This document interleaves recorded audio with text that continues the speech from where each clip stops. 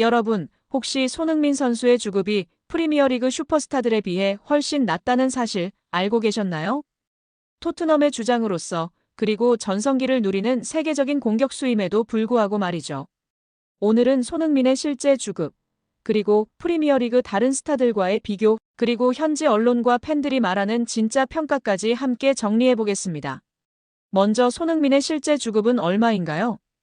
2025년 현재 손흥민의 주급은 약 19만 20만 파운드, 한화로는 약 3억 4천만 원 정도입니다. 토트넘 팀 내에서는 1위에 해당합니다. 언뜻 보면 적지 않은 금액처럼 보이지만 프리미어리그 톱 클래스 선수들과 비교하면 이야기가 달라집니다. 프리미어리그 슈퍼스타들과의 비교해 볼까요? 맨시티의 케빈 더 브라위너는 주급 40만 파운드 이상, 리버풀의 살라는 약 3,540만 파운드, 맨유의 래시포드, 첼시의 스털링도 모두 30만 파운드 이상을 받고 있습니다. 반면 손흥민은 EPL 득점왕 출신임에도 불구하고 이들보다 절반에 가까운 주급을 받고 있는 겁니다. 그렇다면 왜 이런 차이가 생겼을까요? 낮은 주급의 이유에 대해 알아봅시다. 첫 번째 이유는 재계약 시기입니다. 손흥민은 2021년에 재계약을 맺었는데 당시에는 아직 득점왕 타이틀이 없었고 몸값도 지금만큼 올라가지 않았던 시기였죠. 두 번째는 바로 충성심입니다. 손흥민은 꾸준히 토트넘에 헌신하며 팀 우선 태도를 보여왔고 이적설 대신 잔류를 선택해온 선수입니다. 그리고 마지막으로는 토트넘 구단 자체의 주급 정책도 있습니다. 당시 해리 케인조차 20만 파운드 초반대였을 정도니까요. 그럼 현지 반응은 어떨까요? 영국 현지 언론들은 손흥민을 언더페이드된 월드클래스, 즉 저평가된 슈퍼스타라고 부릅니다. 팬들도 이 정도면 최소 30만은 받아야 한다. 가성비 끝판왕. 이런 선수가 이 정도라니 말도 안 된다는 반응이 대부분입니다. 그만큼 존경받고 있고 동시에 안타까움도 존재하는 거죠. 손흥민은 단순한 스타를 넘어서 실력과 인성을 모두 갖춘 주장이자 가장 저평가된 월드클래스 선수 중 한 명입니다. 높은 몸값만이 선수 가치를 말해주지는 않지만 그의 기여도와 리더십을 생각하면 지금보다 훨씬 더 높은 대우를 받을 자격이 충분한 선수임은 분명합니다. 10년간 토트넘을 지켜온 손흥민의 입지가 새 사령탑 토마스 프랭크 감독 체제에서 중대한 기로에 섰습니다. 토트넘 레전드로 여전히 상징적인 존재지만 이제는 조연으로의 역할 전환이 불가피하다는 목소리가 잉글랜드 현지에서 제기되고 있는데요. 토트넘 호스퍼 뉴스는 프랭크 감독은 새로운 체제를 구축하면서 손흥민과 크리스티안 로메로의 영향력을 핵심 축으로 간주하고 있다며 특히 손흥민은 주장으로서 팀 내에서 특별한 위상을 갖고 있으며 토트넘 내부의 연속성을 유지하는 데 중요한 인물이라고 밝혔습니다. 물론 명확한 것은 손흥민이 이제는 메인 선수가 아니라는 점입니다. 1992년생으로 이제 33세가 된 손흥민은 전성기 시절과 비교할 때 경기 영향력이나 체력 모두에서 하락세를 피하기 어렵습니다. 실제로 지난 시즌 그는 잦은 근육 부상과 피로 누적 속에 리그에서 7골에 그치며 데뷔 이후 처음으로 두 자릿수 득점에 실패했습니다. 현지 반응에 따르면 프랭크 감독은 손흥민을 잔류시키는 쪽으로 방침을 세운 것으로 전해졌지만 출전 시간은 제한될 가능성이 큰데요. 토트넘 호스퍼 뉴스는 손흥민이 남기 위해서는 변화된 팀 내 위상, 즉 주전 경쟁 속 조연으로의 수용이 필요하다고 전망했습니다. 현재 토트넘은 공격진에 큰 변화를 예고하고 있습니다. 모하메드 쿠두스가 합류한 가운데 부상에서 회복한 마노루 솔로몬, 임대 복귀자, 유망주 양민혁 등 최대 8명의 공격 자원이 경쟁 대열에 올라 있습니다. 자연스럽게 손흥민이 프랭크 체제에서 풀타임 주전으로 활약할 가능성은 낮아질 수밖에 없습니다. 그럼에도 불구하고 프랭크 감독이 손흥민을 붙잡고 있는 이유는 분명한데요. 새로운 시스템 아래에서 경험 많은 리더가 젊은 선수들의 가교 역할을 해주길 기대하기 때문입니다. 유로파리그 우승 트로피를 들어올린 주장이자 토트넘의 상징과 같은 존재인 손흥민은 단순한 전력 이상의 상징성을 지닙니다. 손흥민은 지난 1월 구단과 1년 연장 계약을 맺으며 2026년 여름까지 계약을 이어가게 됐습니다. 그러나 이번 여름이 사실상 마지막 이적 기회라는 해석도 있습니다. 자유계약 전 마지막 이적 시장이기 때문입니다. 현재 손흥민은 프리시즌 일정을 소화하기 위해 토트넘 선수단에 합류한 상태인데요. 토트넘은 그가 직접 프랭크 감독과 면담한 후 향후 방향을 최종 결정할 것으로 보고 있습니다. 그 회동에서는 출전 시간, 전술 내 위치, 이적 가능성 등이 모두 논의될 전망입니다. 런던 월드는 토트넘은 손흥민을 적어도 오는 1월까지는 붙잡을 계획이며 그가 감독과의 논의 끝에 잔류를 선택할 경우 역할이 다소 달라질 것이라고 보도했습니다.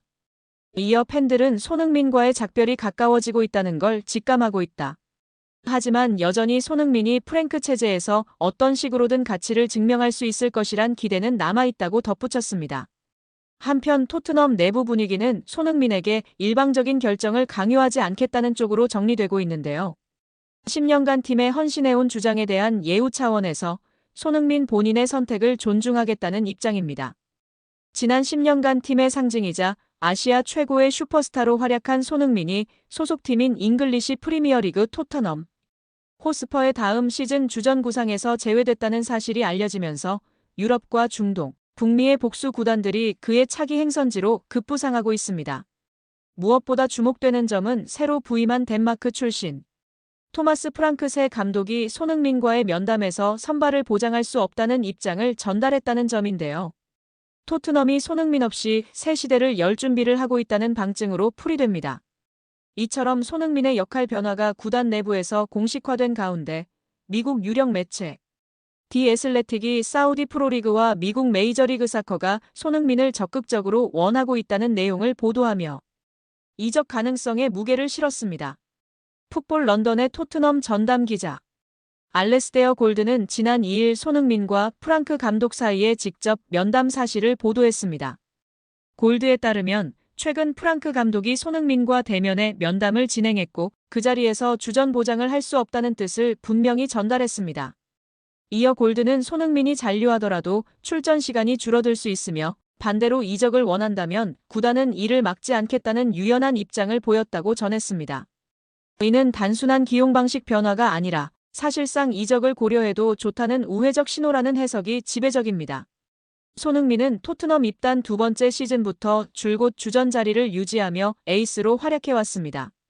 2021년도 시즌에는 프리미어리그 득점왕에도 올랐고 리그 통산 114골을 기록하며 클럽 레전드의 반열에 올랐습니다. 그러나 지난 시즌 리그에서 7골 9도움에 그친 그는 체력 저하와 잔부상에 시달렸고 포스테코글루 감독의 전폭적인 신뢰에도 불구하고 예전만큼의 영향력을 보여주지는 못했습니다. 따라서 차기 시즌을 앞둔 지금 새로운 감독의 구상에 손흥민은 더 이상 핵심으로 간주되지 않은 것으로 보이는데요. 이에 더해 해외 축구 이적 시장의 공신력 끝판왕으로 불리는 미국 디 애슬레틱의 데이비드 온스테인 기자는 1일 손흥민은 크리스티안 로메로와 함께 토트넘에서 이적할 가능성이 있는 핵심 선수로 분류됐다며 특히 손흥민은 사우디아라비아 프로리그와 MLS 구단들로부터 높은 관심을 받고 있다고 전했습니다. 온스테인은 손흥민이 지난 시즌 유로파리그 우승 트로피를 들어올리며 목표를 이룬 만큼 이번 여름이 토트넘과 아름답게 이별할 최적기라는 의견도 있다고 분석했습니다. 또한 손흥민의 이적은 오는 8월 3일 한국에서 열리는 뉴캐슬 유나이티드와의 친선 경기 이후 결정될 가능성이 크다고 덧붙이며 향후 일정에 따라 거취가 가닥을 잡을 것으로 내다봤습니다. 현재로서는 언급된 손흥민의 행선지 중 가능성이 가장 높은 곳은 미국인데요. 단기적인 이적료 수익 외에도 장기적인 브랜드 가치를 고려한 결정이 손흥민의 미국행 가능성을 부각시키고 있습니다. MLS는 현재 리오넬 메시, 루이스 수아레스, 세르히오 부스케츠 등 세계적인 스타들이 뛰고 있으며 아시아계 팬층과 시장성이 높은 리그입니다. 실제로 손흥민은 북미 시장에서도 높은 인지도를 자랑하며 은퇴 후 활동까지 고려할 수 있는 적절한 선택지로 꼽히고 있습니다. 이런 상황 속 토트넘 현지 팬들 사이에서도 손흥민의 역할 변화에 대한 수용과 새로운 공격진 구성을 기대하는 목소리가 커지고 있는 것으로 전해졌습니다. 풋볼 런던이 최근 실시한 팬 설문조사 결과에 따르면 응답자의 57%가 손흥민을 사우디 리그로 이적시키는 것이 구단의 재정에 긍정적이라는 의견을 밝혔습니다. 과반수가 넘는 팬들이 단순히 팀의 레전드를 남기는 감성적인 선택을 하기보다는 손흥민 매각을 활용한 새로운 대체자 영입을 원한다는 점은 손흥민이 더 이상 팀의 절대적인 존재로 남기는 힘든 점을 시사하고 있습니다. 실제로 토트넘은 지난 시즌 리그 17위라는 최악의 성적을 기록한 만큼 대대적인 공격진 개편이 불가피한 상황입니다. 손흥민의 이적은 재정적 유연성과 전술적 변화를 위한 열쇠가 될 수 있다고 보고 있습니다. 현재 토트넘은 손흥민의 이적을 강제하지 않겠다는 방침입니다. 이는 존중의 표현이자 동시에 손흥민이 스스로 결단을 내려야 하는 시점이라는 의미입니다. 하지만 손흥민은 더 이상 구단의 핵심 계획에서 제외됐습니다. 손흥민이 주전 자리를 위해 토트넘에 남아 힘겨운 경쟁을 선택할지 아니면 안정적인 커리어 후반기를 위해 다른 대륙을 택할지는 이제 손흥민에게 넘어갔습니다. 유로파리그 우승이라는 아름다운 피날레를 뒤로한 채 토트넘과의 10년 동행을 마무리할지 혹은 또 한 번 팀을 위해 헌신할지를 결정해야 할 시간입니다. 여기에 정말 미쳐버린 이강인 선수인데요. 파리 생제르맹에서 맹활약 중인 이강인 선수를 객관적으로 평가한 지표가 축구 커뮤니티에서 화제가 되고 있습니다.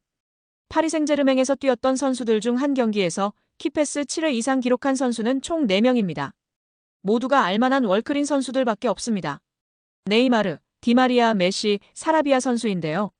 이 중 네이마르는 3회나 기록할 정도로 파리 생제르맹에서 키패스를 뿌리는 역할을 담당했었습니다. 그리고 이제 이강인 선수가 추가되었습니다. 심지어 이번 시즌만 두 번째입니다. 지난 2024년 시즌에서 키패스 7개를 기록했고 올 시즌 생테티엔전에서 키패스 7개를 기록하며 네이마르 선수에 이어 두 번째로 많은 한 경기 키패스 7회 기록 선수가 되었습니다.